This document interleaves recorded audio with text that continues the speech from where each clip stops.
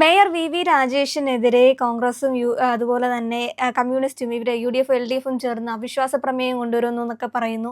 ഇങ്ങനെയൊക്കെ ഭയപ്പെടുത്താൻ നോക്കിയാലും പക്ഷെ വി രാജേഷ് മുന്നോട്ട് തന്നെ പോയിക്കൊണ്ടിരിക്കുകയാണല്ലോ. ഇപ്പോൾ വിഴിഞ്ഞത്ത് തന്നെയുള്ള ഈ 95 കോടി രൂപയുടെ മുൻ സർക്കാരിന്റെ കാലത്ത് ഇത് അഴിമതിയാണ്, അന്വേഷണം വേണമെന്നാണ് ഇപ്പോൾ രാജേഷ് ആവശ്യപ്പെട്ടിരിക്കുന്നത്. എന്താണ് ഇത്രയധികം ഭയപ്പെടുത്തിയിട്ടും ഭയപ്പെടുത്താൻ ശ്രമിച്ചിട്ടും ഭയപ്പെടില്ലേ?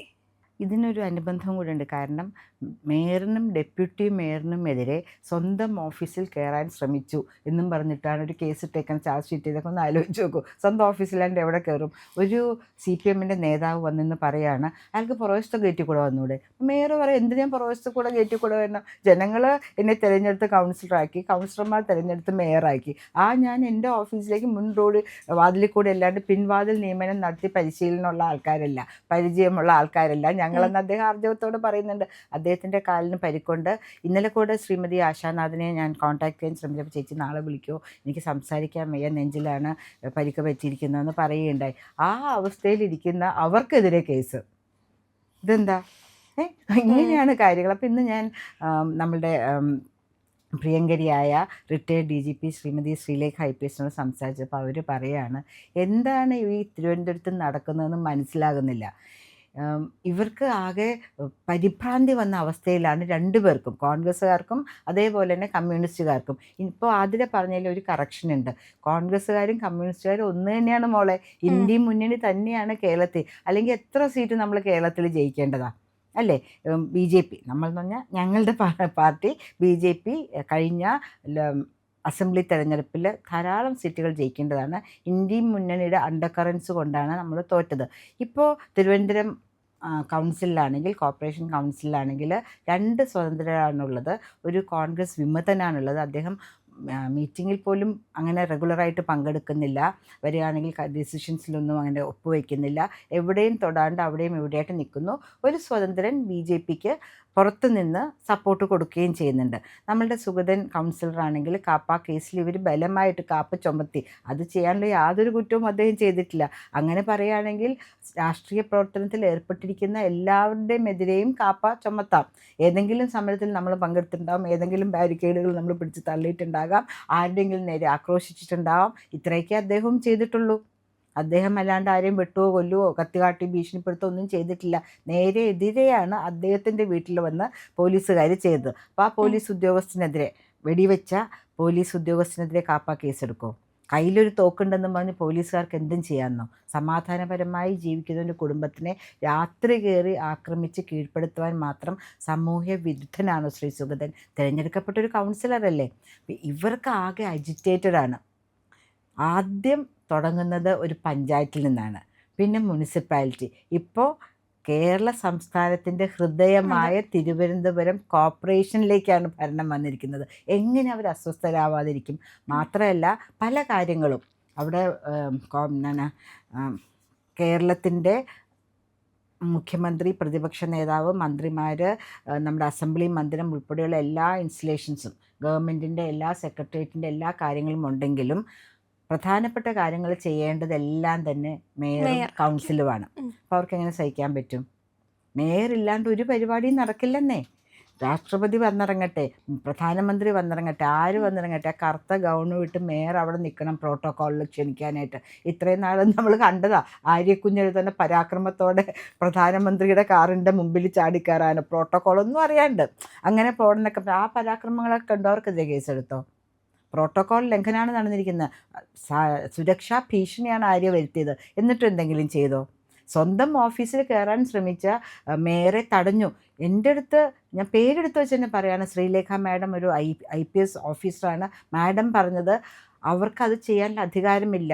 മേയർ വന്നിറങ്ങുമ്പോൾ അദ്ദേഹത്തിന് പ്രൊട്ടക്ഷൻ കൊടുക്കാൻ വേണ്ടി നിയോഗിക്കപ്പെട്ട പോലീസുകാർ മൗനം പാലിച്ച് നിൽക്കുകയാണ്. ഒന്നും ചെയ്യാണ്ട് ഞങ്ങളൊന്നും അറിഞ്ഞില്ലേ രാമനാരായണൻ ആകാശത്തിലേക്ക് നോക്കിയിരിക്കുകയാണ്. കമ്മീഷണർ വന്നില്ല, ഒരു അസിസ്റ്റൻറ്റ് ഓഫീസറെ അയച്ചു. അദ്ദേഹം ഞാനിതിലൊന്നും പങ്കാളിയല്ലേ, എനിക്കിത് മനസ്സറിവില്ല എന്ന് പറഞ്ഞ പോലെയാണ് നിൽക്കുന്നത്. പിന്നെ നമ്മൾ കേൾക്കുന്ന ഒരു കാര്യമുണ്ട്, ഒരു വനിതാ പോലീസ് ഓഫീസറുടെ മേത്തെന്തോ നഖം കൊണ്ട് ഒരു മുറിവുണ്ട്. ഉടനെ അവർ അത്യാസന്ന നിലയിൽ പോലീസുകാരൻ അഡ്മിറ്റ് ചെയ്തിരിക്കുക, പോലീസിനെതിരെയും ആക്രമണം ഉണ്ടായി. ആരെങ്കിലും കണ്ടോ ഇവരെ ആരാണ് നഖം കൊണ്ട് വരുന്നതെന്ന് ആരെങ്കിലും കണ്ടോ? ഏതെങ്കിലും ഒരു വീഡിയോ വന്നോ? അങ്ങനെയാണല്ലോ പറഞ്ഞത്, ജീവൻ രക്ഷാപ്രവർത്തനം ചെയ്യുന്ന വീഡിയോ ഇല്ലയെന്നല്ലേ പിണറായി സർക്കാർ പറഞ്ഞത് ആലപ്പുഴയിൽ യൂത്ത് കോൺഗ്രസ്സുകാർക്കിടയിൽ. അപ്പം നമ്മളുടെ ഈ വനിതാ പോലീസ് ഉദ്യോഗസ്ഥയെ വരുന്നത് കണ്ടോ? പക്ഷേ മേയറുടെ കാല് പരിക്ക് പറ്റിയതും ശ്രീമതി ആശാനാഥിനെ ചെസ്റ്റിലിട്ട് ഇടിച്ചിട്ട് അവർക്ക് വല്ലാത്തൊരു സംഭ്രമത്തിലായതൊക്കെ നമ്മൾ ലൈവ് വീഡിയോ കണ്ടതാണ്. വീണക്കുഞ്ഞ് കാണിച്ച മോണോ ആക്ടിംഗ് ഒന്നുമല്ല. ഇപ്പോഴും അവർക്ക് ശബ്ദം പുറത്തേക്ക് വരുന്നില്ല എന്നുള്ളതാണ് സത്യം. ഈ ജനപ്രതിനിധികളാണ്, അല്ലാണ്ട് വെറുതെ നാട്ടുകാർക്കും വേണം, എല്ലാവർക്കും തുല്യരാണ് നിയമത്തിൻ്റെ മുമ്പിൽ. പക്ഷേ ജനപ്രതിനിധികൾക്ക് കുറച്ചും കൂടെ നിയമപരിരക്ഷ കിട്ടാൻ അവർ അർഹരാണെന്ന് ഞാൻ പറയുന്നു. അവർ കടന്നു വരുമ്പോൾ, പ്രത്യേകിച്ചും മേയറും ഡെപ്യൂട്ടി മേയറും കടന്നു വരുമ്പോൾ സുരക്ഷിതമായി അവരുടെ ഓഫീഷ്യൽ ചെയറിലേക്ക് എത്തിക്കാൻ നിയോഗിക്കപ്പെട്ടവരാണ് അവിടുത്തെ പോലീസ് ഉദ്യോഗസ്ഥർ. വാച്ച് ആൻഡ് വാർഡ് കോർപ്പറേഷനിൽ തന്നെ കുറേ പേരുണ്ട്, മേയറിനെ പ്രൊട്ടക്റ്റ് ചെയ്ത് കൊണ്ടുവരാനായിട്ടുള്ള ഓഫീസർമാരുണ്ട്. അതൊന്നും ചെയ്യാണ്ട് ഇവരെ ഈ വെകിളി പിടിച്ച് നിൽക്കുന്ന പ്രതിപക്ഷത്തിന് നേരെ തള്ളിവിടുകയാണ് ചെയ്യുന്നത്.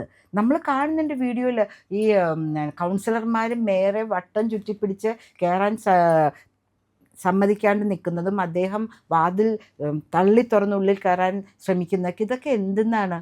ഇതൊക്കെ അവർ വിചാരിക്കുന്നതെന്നറിയാമോ? അവരാണ് ഇപ്പോഴും ഭരണസിരാ കേന്ദ്രത്തിലിരിക്കുന്നതെന്നാണ് CPM വിചാരിക്കുന്നത്. അങ്ങനെയൊന്നും അല്ല. ഇവിടെ അല്ലെങ്കിൽ കേന്ദ്രത്തിൽ CPM അല്ല, നമ്മളുടെ പാർട്ടി BJP ആണ് പാർട്ടിക്കുന്നത്, അമിത്ഷാജിയാണ് ആഭ്യന്തരം കൈയാളുന്നത്. എല്ലാ തോന്നിവാസങ്ങളും ഒന്നും ഇനി നടക്കില്ല. അല്ല, തീർച്ചയായും ഇത്തരത്തിൽ വിചാരിക്കുമ്പോൾ ചിലപ്പോൾ ഈ അവിശ്വാസ പ്രമേയം കൊണ്ടുവരുന്നു എന്നൊക്കെ പറയുമ്പോൾ മേയർ പേടിച്ചു പോകും, അല്ലെങ്കിൽ അവിടെ പേടിക്കുമെന്ന് വിചാരിച്ചിട്ടുണ്ടായിരിക്കാം. പക്ഷെ അടുത്ത ദിവസം തന്നെ ഇവരുടെ തന്നെ ഒരു കാര്യം പുറത്തേക്ക് കൊണ്ടുവരുന്നു. പേടിക്കേണ്ട ആവശ്യം എന്താ? അത് വിൽ ഫേസ് ഇറ്റ്. എത്ര അവിശ്വാസങ്ങൾ എവിടെയൊക്കെ വരുന്നു. അല്ല, അങ്ങനെയായിരുന്നു വിചാരിച്ചത്. ഭയപ്പെട്ടിരിക്കുമെന്ന് വിചാരിച്ചപ്പോഴാണ് അടുത്ത ദിവസം തന്നെ എന്നാൽ ഇത് അഴിമതിയാണ്, ഇതിന് അന്വേഷണം നടക്കട്ടെ. അവർ വിചാരിച്ചതിന്റെ അപ്പുറത്തേക്കും ഭയപ്പെട്ടിനി ഇപ്പൊ ഇരിക്കുമായിരിക്കും. പക്ഷെ അടുത്ത ദിവസം തന്നെ മേയർ ഇപ്പോൾ പ്രഖ്യാപിക്കുന്നത് എന്താ, ഇവിടെ അഴിമതിയാണ് നടന്നിട്ടുള്ളത്, ഇത് മുൻ സർക്കാരിന്റെ കാലത്ത് നടന്ന അഴിമതിയാണ്, ഇതിനെതിരെ അന്വേഷണം വേണം. ഇങ്ങനെയാണ് മേയർ രാജേഷ് വിഴിഞ്ഞത്തെ കാര്യമായിരിക്കും അല്ലേ അതിനെ പറയുന്നത്. വിഴിഞ്ഞത്ത് അവിടെ ആൾക്കാർക്ക് വേണ്ടി 95ഓളം കുടുംബത്തിന് വേണ്ടിയിട്ടാണ് വലിയ പാർപ്പിട സമുച്ചയം ഉണ്ടാക്കി. രാജീവ് ഗാന്ധി ആവാസ് ഇതെന്ന് പറഞ്ഞതിലാണ് വന്നിട്ടുണ്ടായിരുന്നത്. അപ്പം പക്ഷേ ബ്ലോക്കുകൾ, കോൺക്രീറ്റ് ബ്ലോക്കുകൾ ഉരുണ്ട് താഴേക്ക് വീഴാണ്. എങ്ങനെ താമസിക്കും? ഈ സ്ത്രീകളൊക്കെ കൂടെ കരഞ്ഞ് വിളിച്ച് മേയറുടെ അടുത്തേക്ക് വന്നു. വേറൊരു രക്ഷാകേന്ദ്രം ഇല്ലല്ലോ. പണിത് കൊടുത്തിരിക്കുന്ന ആൾക്കാർ അത് ഏറ്റെടുക്കും. ഞങ്ങൾക്ക് കയ്യിൽ നിന്നൊരു തെറ്റ് പറ്റിയെന്ന് പറയില്ല, ഓടി മേയറുടെ അടുത്തേക്കാണ് വന്നത്. അതിലെല്ലാ പാർട്ടിയിൽപ്പെട്ട ആൾക്കാരുടെ ജീവന് ഭയം കൊണ്ട് ഓടി സ്ത്രീകൾ കണ്ണീരോടെയാണ് വന്നത്.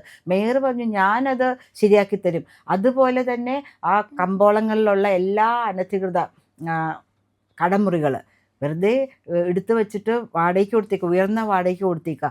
അവിടെയൊക്കെ കമ്മ്യൂണിസ്റ്റ് പാർട്ടിയുടെ ഇതുണ്ട്, കൊടികളുണ്ട്, അവരുടെ ബാനറുകളും കാര്യങ്ങളും ഉണ്ട്, നോട്ടീസുകളുണ്ട്. അതൊക്കെ എടുത്ത് കളഞ്ഞു, എല്ലാം ഒഴിപ്പിച്ചു. അപ്പം ഇതെങ്ങനെ സഹിക്കും അവർ? ചുളുവിന് മൾട്ടി മില്യനേഴ്സ് ആയിക്കൊണ്ടിരിക്കുകയായിരുന്നു, കോടിപതികളായിക്കൊണ്ടിരിക്കുകയായിരുന്നു കോർപ്പറേഷൻ്റെ ചിലവിൽ. അതൊക്കെ മേയർ ചെയ്തില്ലേ? ഇവിടെ തന്നെ എന്താണ് ഉദയ കോളനിയിൽ, PNT കോളനിയിൽ താമസിച്ചിരുന്ന 85ഓളം കുടുംബങ്ങളെ മുണ്ടംവേലിയിലേക്ക് മാറ്റി. ഒരു ദിവസം പൂർണിമ നാരായണനായിരുന്നു ആ സമയത്ത് അവിടെ കൗൺസിലർ.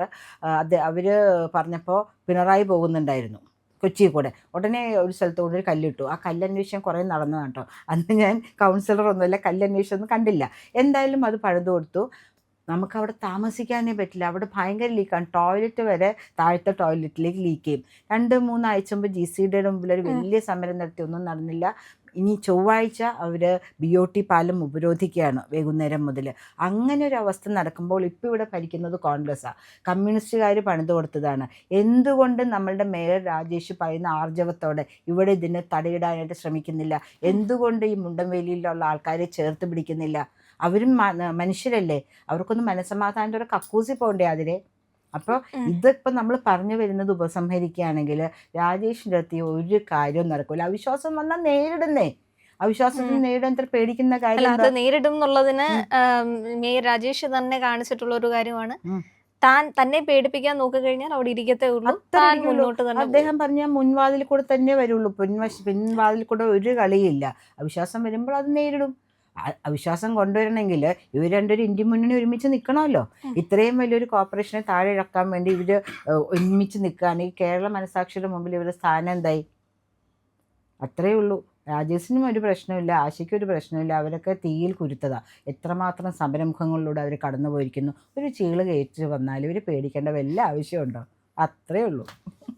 നിങ്ങൾ ഞങ്ങളുടെ കൂടെ ഉണ്ട് എന്നതാണ് ഞങ്ങളുടെ വിജയം. ഒപ്പം നിങ്ങൾ കൂടെ ഉണ്ടാവണം, ഒപ്പം സഞ്ചരിക്കണം. ചാനൽ കാണുന്നവർ സബ്സ്ക്രൈബ് ചെയ്യണം ഇന്ന് തന്നെ.